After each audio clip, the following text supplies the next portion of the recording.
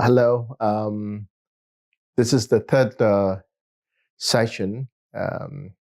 I've shared with you the importance of meditation. As we have learned from the second session, meditation is something that cannot practice without the guidance. One must have a qualified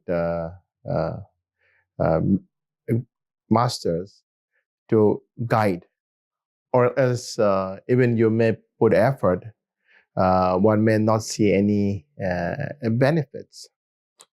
One may say, "Oh, I can sit on a comfortable chair and just close my eye, and everything will go okay." But that's not the case. Meditation is something very serious. And if you wish to practice meditation, one has to really know all the factors. So what I'm discussing here is for individual who is really serious to practice, not just practice meditation, but who is really serious, who want to know how to really practice deeply. So this is the reason why I'm having this discussion with you. So there are two main topics. The first explains both shamatha and vipśyanā generally.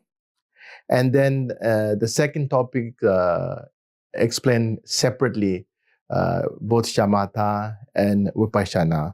So I would like to share with you the first topic, which is both shamatha and vipśyanā, how we can improve and enhance practice of shamatha and vipśyanā. And as I have learned, without knowing these two forms of meditation, actually you can't really practice well. There are so many thousands of different kinds of meditation, different levels of meditation. And if you say the foundation, then these are the two foundation for all meditation. Therefore, as a practitioner, I think we must learn these two practice of shamatha and vipśyanā. Now, to explain the first topic, there are 7 different subtopics. I would like to share with you what is the main cause of both shamatha and vipśyanā, how we can improve. In order to improve, we must know the cause of both shamatha and vipśyanā. And secondly, how to abandon after recognizing the obscuration on both shamatha and vipśyanā, how we abandon. Otherwise, you may spend ages and then you may not see any effective result. So we must know what are the obscurations. And thirdly, I will explain what is this self-characteristic of self-nature of both shamatha and vipśyanā. Fourth, and I will explain also the differences, like shamathas have a few different kinds and vipśyanā have few different kinds. I will explain in brief. And six, I will also explain why we need to practice first shamatha and vipśyanā, one-pointedness or insight. There's good reason, and I will explain this. Six, yeah. 6 point, how we can practice both shamatha and vipśyanā inseparably, in form of union, how we can practice meaningfully. And finally, and what are the benefits of both shamatha and vipśyanā? Because without the benefit, we don't want to just spend time just sake of learning. So this is very, very important. Now, coming to the first subtopic, which is the cause of shamatha. So we have to know, in order to improve the practice of both shamatha and vipśyanā, without knowing the main cause of improvement, then we may just waste our time. So it is so important as a practitioner to know what are the causes and how we can improve. That is a very, very important part of the progress. Now, according to Gomrim Parba, it explains there are many causes which makes both shamatha and vipśyanā very, very effective. So I would like to go through one by one. So let me first explain the main causes of shamatha. A harmonious environment is very, very important. Curving desire, contentment. The curving desire is the first. Contentment is the second. Limiting activities is the third. Maintaining moral discipline is fourth. And eliminating discursive thoughts are the fifth. I will explain this one by one. These are the causes of shamatha.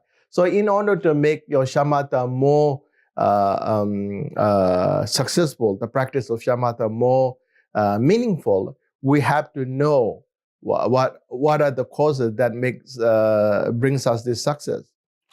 And the sixth actually, and abandoning thoughts. So will be six. Okay, let me repeat again. Curving desire first, contentment second, limiting activities third, maintaining moral discipline fourth, eliminating discursive thought fifth, and abandoning thoughts sixth. These are the causes of shamatha. And now coming to the vipśyanā, which is called insight. And now what makes the practice of vipśyanā more effective? One must start to rely on qualified guru. That is one. And one should try to listen, acquire knowledge of the knowledge of listening. That means you have to listen as much as possible. One has to read as much as possible. That's the second. And finally, the third, which is properly contemplated. Whatever you have listened, we have to contemplate properly or meaningfully. That's the third. Now coming back to the environment, I've just shared with you earlier. Harmonious environment. So what kind of environments that we are talking about? So one thing you have to make, I want to make clear that the reason why I'm sharing with you this the causes, all this all the requirements is because if you really want to practice seriously, you have to know. Otherwise, if you're just simply practicing meditation, then you may not have to know everything. But if you want to really practice in order to see success, or in near future, if you want to share with your friend how you practice, I think these are very, very important. And most importantly for yourself, you have to know. Otherwise, it's like meaningless. So in order to practice successfully, we have to know this causes. All these are very, very important. Harmonious environment. So you may not have to worry about this because today actually somehow when you live in the city, some of the environment we already somehow we are living in the comfortable environment, so may not require. But anyway, I would like to explain. Of course, wherever you want to practice, wish to practice, important is you have enough clothes, you have enough food. Otherwise, you may go hungry. So this is very, very important. So easily available. You can't practice Sambe. It's so remote that you can't find food and you may die of hunger. So you don't want to do that. Yeah. Second, wherever you practice, there is no danger. There's no danger of wild animal and no danger of robbers, bandits. Then we may threaten your life. Again, this will affect your practice of meditation.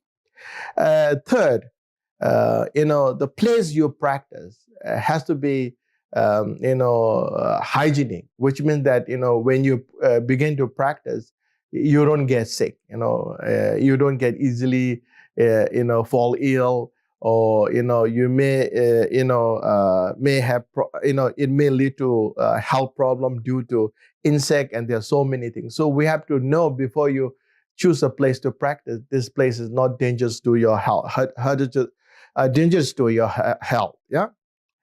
And fourth, if you are practicing with a group of friends, then your friend should be someone that who follows the same discipline, moral discipline, and who holds the same view. Otherwise, if you practice together with a different school who hold different views, entirely different, then you may end up with argument, which you don't want to, get into such situation. And finally, again, this is very, very important. During the day, there's not much of noise of humans, okay, such as even cars or other noises. At night, there's no noise of animals or insects, which will again disturb you. So you can practice comfortably. This is the reason why we call it a harmonious environment. This is very, very important. Now, what are the things that we have to be careful as a practitioner? Curbing desire, which means, whatever clothes or food that you are able to acquire, one should not look for a better and more in terms of quantity or quality. We should simply, be happy with what you have and carry on with your practice. Second, to be contented, which means, again, the food or cloth, whatever the amount, the quality, whatever you have. You don't look for more and better, and whatever you have to be contented, because then again it will disturb your meditation. Now, okay, in harmonious environment, first, curbing desire. Second, contentment. Third, now fourth is to limit activities. So as a practitioner, we can't be doing other than meditation, because if you spend time in retreat, if you start doing something else, reading books or playing games or writing some stories, then again this is not meaningful. So when you're in retreat, or when you when the time is for meditation, your focus should be just meditation, just simple meditation. Don't think about others. Even Dharma book, you shouldn't read other Dharma book other than meditation. So your focus should be just meditation. Okay. Fifth, maintain moral discipline. So we may be families of 7 Buddha families. So whichever precept or samaya or commitment that you have, you should try to keep your commitment as pure as much as possible. And somehow, due to negligence, due to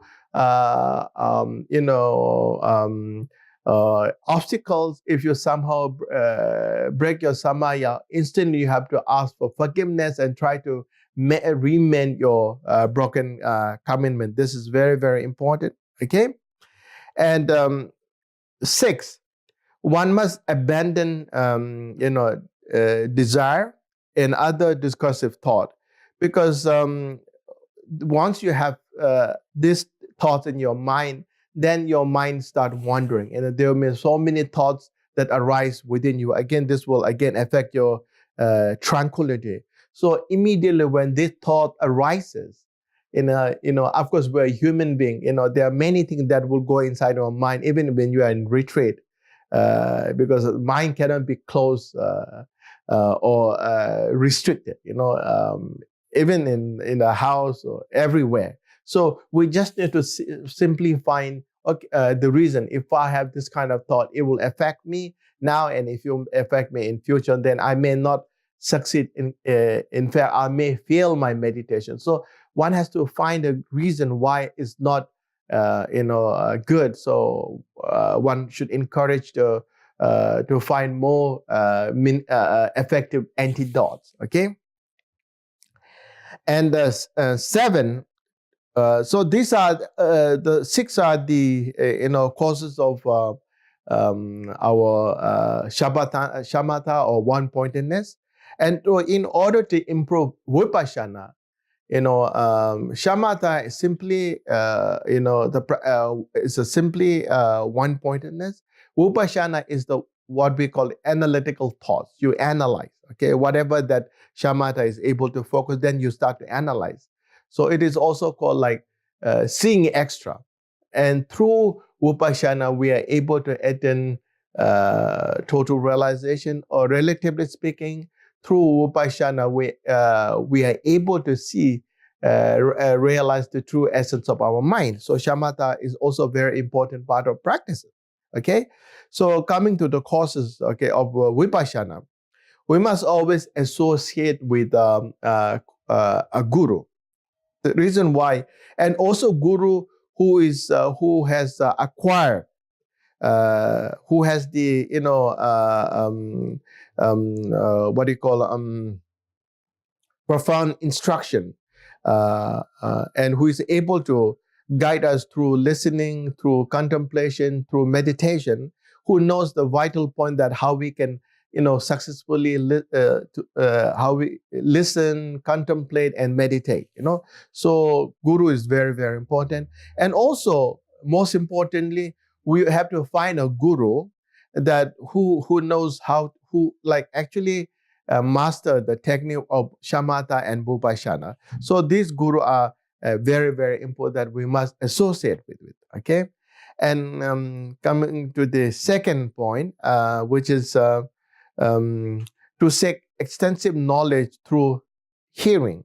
So when you listen or when you read Dharma books, we have to read most of the profound teachings as the guru advises. So what a guru will advise you, which kind of Dharma book, which kind of teaching that we must listen, and one has to listen with an open heart. And finally, to properly contemplate. So whatever you listen, you cannot simply leave it there. One has to contemplate again and again, and then make sure that you may not have a profound view or realize profound, but at least that we are able to visualize what profound views means. Okay, so contemplation is very, very important. Now, coming to the second subtopic, which is about how we eradicate defilements. And this also have a two subtopic, which is the first is how we recognize these defilements, obscuration, okay? And then, and what kind of a remedy that we have to apply in order to abandon these defilements. So without knowing from whom we have to be careful, then we can't be careful because we don't know who is dangerous to us, So we have to know first who is our opponent. And otherwise, you may be afraid of your friend and you may be friendly with your opponent. That's totally wrong. So we have to know who's your opponent. So similarly here, we have to know what causes us failure in meditation. Okay, this is what Gongdel explains. So basically, it's explained how many obscuration to shamatha, how many obscuration related to vipśyanā, and how many obscuration affects both shamatha and vipśyanā. Okay, so let me explain first with the shamatha. Gurpa means agitation, affects our tranquility, and also regret in the wrong time also affects our tranquility. Okay, so now the obscuration of vipśyanā or insight. Okay, sluggishness first, sleepiness. That's we all know this. We are very familiar with this, huh? And third, doubt affects mainly vipśyanā or insight. And finally,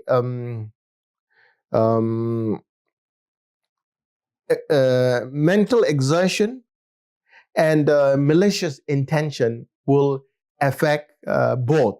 So we have to be, careful of all these obscuration in order to see success in our practice.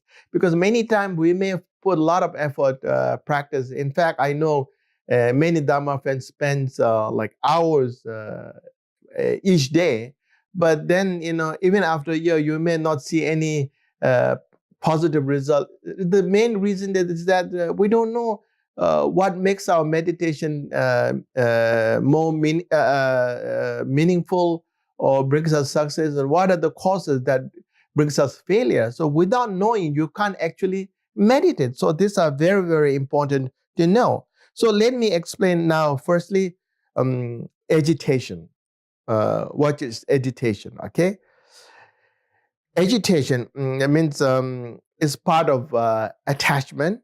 When you see something beautiful object, and then what happens is then your mind tend to follow towards that beautiful object, and then tend to develop a strong desire, and then this affects our mind to remain peaceful and calm, because your mind is always looking outwardly, moving outwardly. So that's why we need to restrict agitation. Okay. Now, second is regret, resentment, or resentment. Yeah. Now, resentment is good. Sometimes if you make mistake, then if you regret, and this is the effective way to mend our broken samaya, but that it has a time. But while you are doing meditation, if you start to regret for whatever you have done or whatever you are not able to do, then again it will affect your meditation. So during the meditation, no matter what you have done, good or bad, or act of neutral, one should never think about that. One shouldn't pay attention on those parts. Again, this belongs to resentment, belongs to a part of ignorance. Again, it will disturb our meditation. Okay. Okay. Agitation, remorse, or regret. Now, third, which is sluggishness. Now, what happens is this is again belongs to part of ignorance.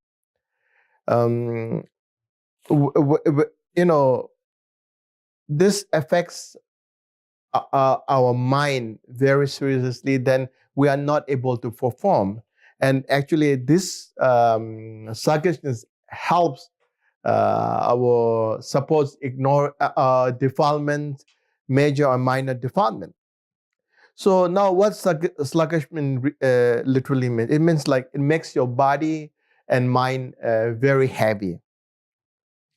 And then if you want to practice your terms of physical, it becomes very heavy and very tight and very uncomfortable. So you can't continue. If your mind becomes sluggish, then you are not able to focus. Somehow it affects your concentration. So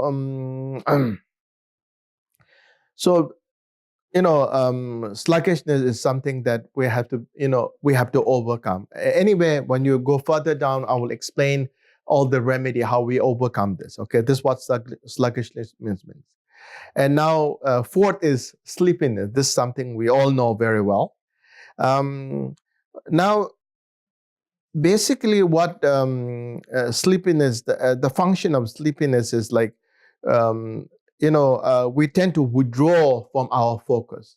We are not able to see very clearly whatever act that we may be involved, act of virtue, act of non-virtue, act of neutrality. So basically that we withdraw ourselves, and then we are not able to see very clearly, like like walking in darkness, in the dark room. So which is again affects our practice meditation. So we have to overcome this. Okay. The fifth is called doubt.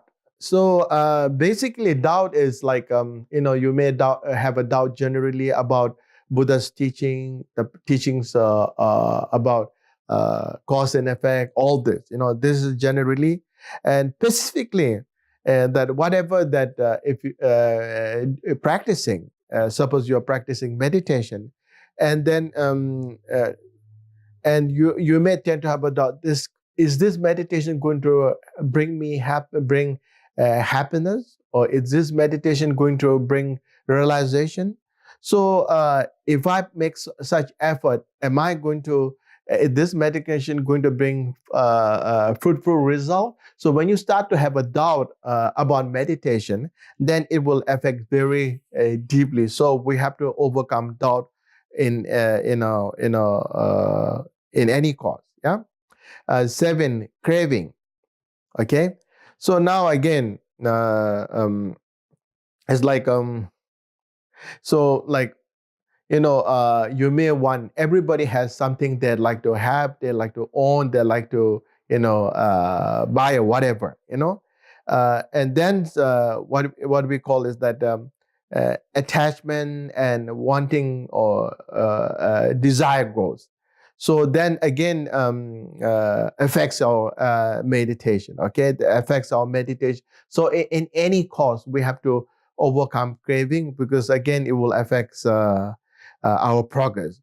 So we have to be, we have to remain far from all this poison. Okay, mental malicious intention, to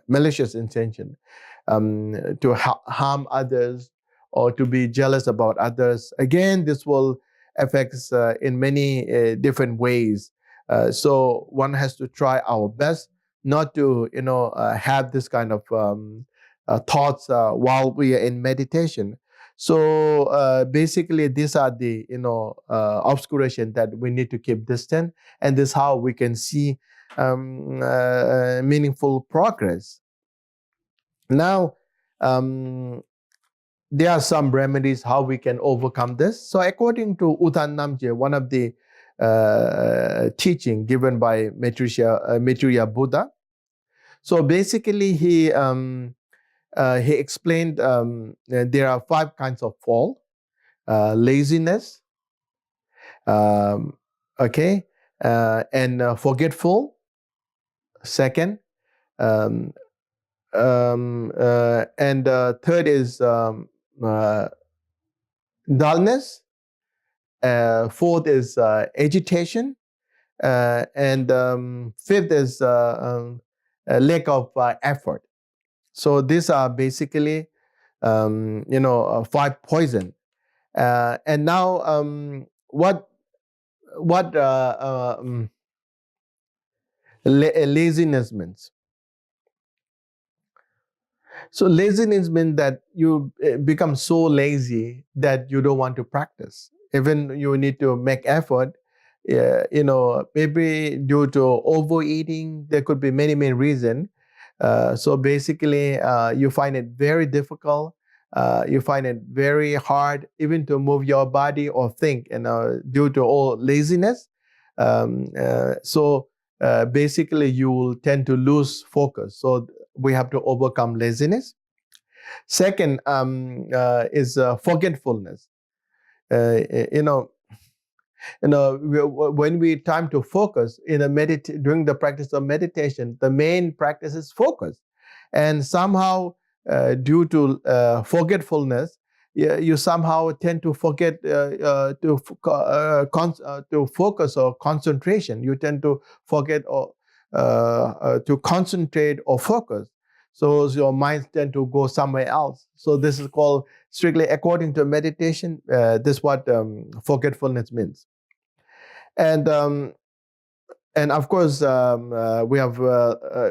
know what dullness means. Is again similar to sluggishness and sleepiness, which again makes very difficult to practice and focus. And agitation means your mind is not calm, but always like wandering. This is called agitation. So what is lack of effort here means? When we face with dullness and agitation, we have to make effort. We have to make effort to overcome dullness and agitation. But somehow, if you do not make effort, if you let dullness and agitation both come to us and then distract our meditation, you don't feel anything and you tend to lose all effort or remedy. That is called lack of effort. And again, now now making effort, exertion, making effort in the wrong time. Once our mind is very stable, focused, and very calm, and again, if you start make effort at that very moment, and this will disturb your mind. So we have to know when to make effort, when not to make effort. So this is very, very important. So this is what this explains why we need to overcome all this poison. Now, coming to the remedy, we know about the poison and what are the remedy. So there are again two subtopics.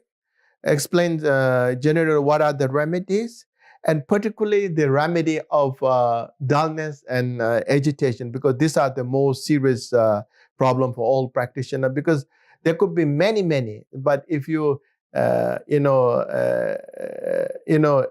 make it short, if you ask the most important, which are the most serious obstacle to our meditation, then there will be only mainly two, dullness and agitation. So this will, there are special, unique way to overcome these two obstacles. So let me first concentrate on the remedies for the five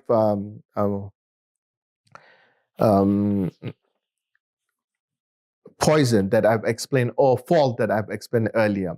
So when you have, when your mind is agitated, then we have to visualize briefly about impermanence, what agitation will bring, just suffering and restless mind. So it will, exert our mind. So we have to practice impermanence and try to, calm your mind. When you regret or remorse, again, it becomes a problem. It is important, but during the meditation, if you regret, then again, it becomes a problem. So easiest way to overcome this, not to think whatever that makes you remorse. That's the easiest one. Yeah. And when you face sluggishness, then we have to think something makes you very, very happy. Makes you very, very happy. Okay. And when you face dullness, and then we have to uphold our mind. What makes us mind more joyful or happy? Okay, one has to cheer up oneself. Okay, when you feel sleepy, then you have to visualize probably like a light, or you have to think about sun, or something is so bright, then it overcomes your sleepiness. Okay, and then when you're faced with doubt, then after removing all the doubt, whichever doubt you have, through listening, through contemplation, and to advice, and then make sure that our mind is fully concentrated and fully focused. Okay, thought of desire. Why not to see the ill effect? How this will imprison us. how this will affect now and in the future lives. And one has to, try not to think about something that lead to our desire and attachment. Okay, basically seeing the ill effect. Okay, and malicious intention. When you have such thought, then we have to think about love and compassion. Why this is harmful to oneself and others. When you have a malicious intention, it doesn't help you, it doesn't help others, it just brings misery. So the best way to overcome is to think about, to care about others, to have love and compassion toward others. So this simply explains, briefly about the remedy of all this poison. Okay, now more extensive about the remedies. So according to Uta Namje, again by the Maitreya Buddha, in order to overcome 5 faults, there are 8 remedies. So now, for instance, when you to overcome laziness, devotion to Buddha, devotion to your belief, devotion to the advice will help. And also aspiration to work towards overcoming such as laziness, which will eventually bring failure. Okay? And third is making a right effort.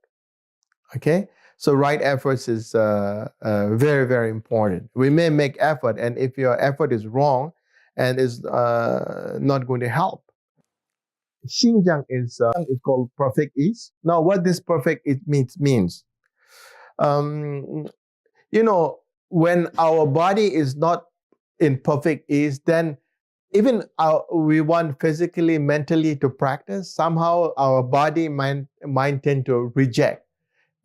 Doesn't want to, our mind doesn't, our body and mind do not want to follow our advice or as we wish. So once you acquire perfect ease, then your body becomes very light. Your mind becomes very who listen to you, which means that if you want to sit and practice, and then your both mind and body tend to listen to you. This is what Xinjiang temporarily means. And ultimately, again, for laziness, devotion, aspiration, right effort, and blind see. Okay, and for forgetfulness, mindfulness, and for dullness and agitation is awareness, and for non-exhaustion, it is mental exertion, and for more exertion, it is simply to practice equanimity. So these are the 8 remedies to overcome 5 faults. Okay. So again, now let me explain a little bit about what mindfulness means, because we know about mindfulness. So mindfulness means like not to forget that whatever you will learn earlier, to make sure that you always keep back to, keep bringing back, because otherwise you will forget. Like, we want to learn something, we read again and again to make sure that we don't forget. So mindfulness is a very effective tool in meditation because it reminds us of everything, good or bad. So when we are about to act, wrongly, that immediately remind us, okay, this is wrong. So it's like looking at a map that you can see very clearly what is wrong, what is right. So mindfulness is very, very important tool, as well as awareness. So the function of awareness is basically that whatever you have stored in our mind, awareness always makes sure that always analyzes that and always sees us all the time. So it's like putting a CCTV camera on us. Basically, look into us all the time, so it doesn't give any opportunity to any forms of hindrance, obstacles. Immediately it recognizes. It's like an alarm system, a perfect alarm system. So it will never let anything go inside you, so always will catch you immediately. So these two are very, very important. And then mental exertion is the one that immediately try to remove this danger from our mind. So this is also very, very important. And then tanyo means equanimity, and which is also very, very important, because once our mind is free from dullness or agitation, one has to let our mind relax. If you keep pushing our mind, then it creates another set of obstacles. So basically, equanimity means here is like relax, calmness, and also like our mind is fully present. If you say, what are the causes of dullness and agitation? So if you say, for instance, dullness, not fail to restrict our act of body, speech, and mind, acting recklessly, overeating, and too much sleeping, not the presence of mindfulness or awareness, and not knowing the right skill methods, and to have laziness fully present. There are so many, so I would like to make it short. Otherwise, maybe it's too much to remember. And what are the causes of dullness? Besides that, all same as causes of agitation, similar to the causes of dullness, but here is like mind is too active, and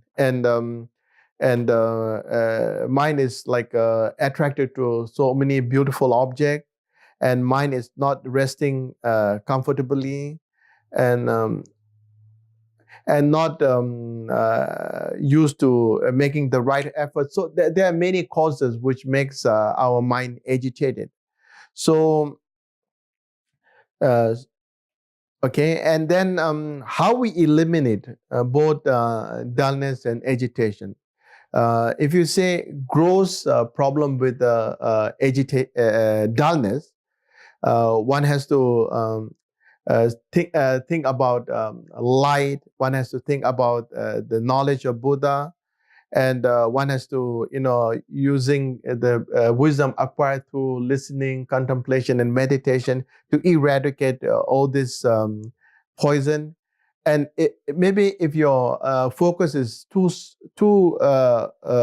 small, then dullness may arrive. Then you have to enlarge your focus, and basically try to cheer up yourself. Okay, that's how it helps. And if you face with the problem of with the dullness again, still with the dullness, what kind of behavioral remedy is meaningful here? Always thinking about something bright in our mind, and also knowing the ill effect of sluggishness, sleepiness, and dullness. So this will help. And of course, if it doesn't help, then you can take shower, or you can at least wash your face. This will definitely help according to Nyensa Sutra. Yeah. Now coming back to finally, agitation. Grossly overcoming agitation is to think about impermanence, and the ill effect of agitation, and then you have to practice more of shamatha. Okay, this will help.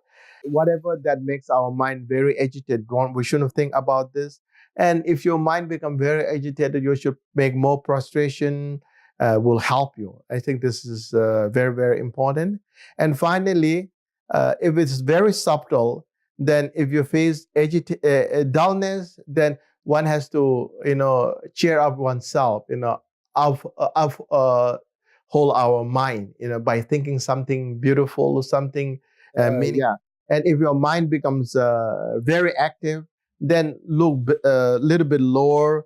Let your mind relax and think about the ill effect of agitation. Okay, so that's all I'd like to share for now. Thank you.